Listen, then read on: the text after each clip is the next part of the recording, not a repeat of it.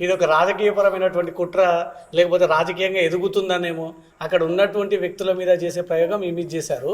ఏకంగా white paper మీద అఘోరి మాత అని మీ ఫోన్ నెంబర్ రాసి, మీ పేరు రాసి, మీ కుటుంబ సభ్యుల పేరు రాసి, అఘోరి మాత ఆర్థిక సహాయం కోరుతుంది, అందుకోసమే ఈ అవతారం ఎత్తింది అన్నట్టుగా.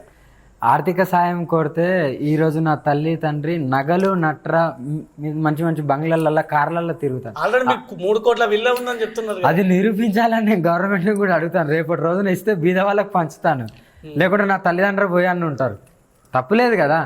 మరి విమర్శలు వచ్చినప్పుడు మరి ఇప్పియండి, ఎక్కడుందో చూద్దాం. ఉండడానికి సరిగా ఏమీ లేకున్నా కూడా విమర్శలు వస్తుంటే పర్లేదు. నాకే కాదు, స్వయంగా నా పరమశివుడు నా కాళీమాత వచ్చి నేను ఏదైనా మంచి చేస్తా అంటే నువ్వు ఎవరు అని అడుగుతాను. అలాంటి జనరేషన్లో నేను మానవుని, నాకెందుకు రావు. మరి ఈ జనరేషన్లో ఎట్లా మారుస్తాం అనుకున్నారు యువతనంతా? డెఫినెట్గా ఎవరైతే ఆడపిల్లని మానబంధం చేయాలని చూస్తాడో వాడి అంగాన్ని కోసి నడి రోడ్డు మీద పడేస్తా. ఇది త్వరలోనే చేస్తాను కూడా, చేసి నిరూపిస్తా. అంటే ఒక ఘటన జరగబోతుంది అంటున్నారు ముందు. డెఫినెట్గా అది ప్రభుత్వాలు గ్రహించుకుంటలేరు. ఒకరోజు నేను ఇదే చెప్తున్నాను కదా మీ జీ తెలుగు ద్వారా, ఒకరోజు మీరే అఘోరి అమ్మని ఎత్తుక్కుంటూ రావాల్సిన రోజు వస్తుంది. హరహర్ మహాదేవ్. విషయంలో? అన్ని విషయాలలో నేను ఏదైతే చెప్తూ వచ్చానో, ఏదైతే ముందు రాబోయే ప్రళయం అన్నానో అదొకటి, ఈ గోహత్యల గురించి కానీ లేకుంటే ఆడపిల్లల మీద కానీ, ఒకరోజు మీరందరూ అఘోరి అమ్మని ఎత్తుక్కుంటూ రావాల్సి వస్తుంది. దేశవ్యాప్తంగా అన్ని రాష్ట్రాలలో తిరిగారు. హిమాలయ, కేదార్నాథ్, బద్రీనాథ్, పవిత్ర ఆలయాలు అన్నీ కూడా దర్శించుకున్నారు. అన్ని రాష్ట్రాల్లో తిరిగారు. ఎక్కడ లేని ఆలయాల దాడులు ఒక్క తెలంగాణలో ఎందుకు వరుసగా సంభవిస్తున్నాయి? మత కల్లాలు. ఎవరు క్రియేట్ చేయాలని చూస్తున్నారు? ఇప్పుడు అది బయటికి పెట్టాలంటే కొద్దిగా సమయం ఉంది. నేను చెప్తాను ఎవరు అనేది, ఎవరు చేస్తున్నారని నాకు తెలుసు. నేను ఇప్పుడు పెట్టలేను.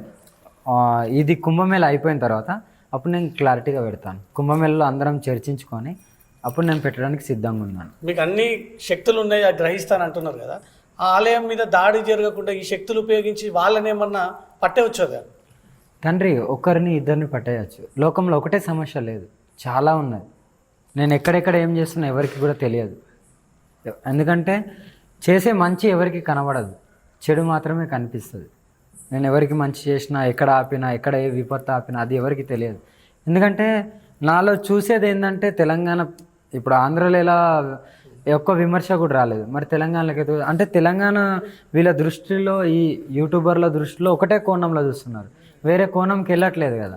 ఎప్పుడైతే ఒక మనిషిని బ్యాడ్గా పోర్ట్రేట్ చేస్తారో దాన్ని కంటిన్యూ చేయాల్సిందే.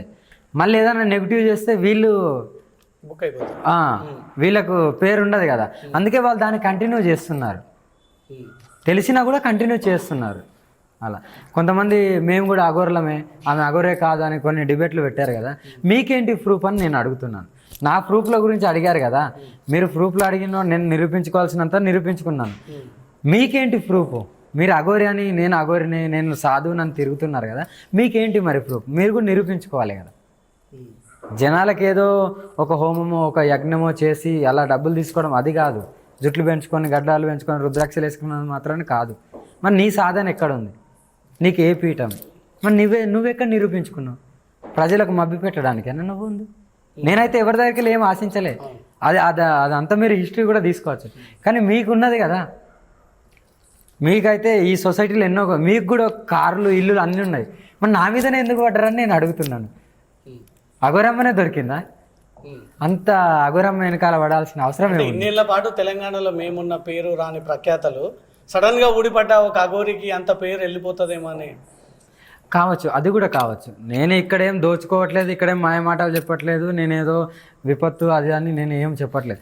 నా వంతు లోక కళ్యాణం నేను చేస్తాను అంటున్నాను. ఇప్పటికి కూడా నాలో ఎంత శక్తి ఉందో, ఎంత జ్ఞానం ఉందో, నా గురువుగారు ఇచ్చింది, నా పరమేశ్వరుడు కాళీమాత ఇచ్చింది, అంతవరకే నేను చేయగలుగుతాను. మొత్తం విపత్తును ఆపుతాను నేను అంటలేను. విపత్తును ఆపేది నా పరమేశ్వరుడే, నేను కాదు. ఎంతో కొంత మార్చుకుంటాను, ఆడపిల్లలను కాపాడుకుంటాను, గోహత్యను ఆపుతాను, సనాతన ధర్మాన్ని కాపాడుకొని ఇంకా కొద్దిగా ముందుకు అందరం కలిసి ముందుకు వెళ్ళాలని నా సంకల్పం.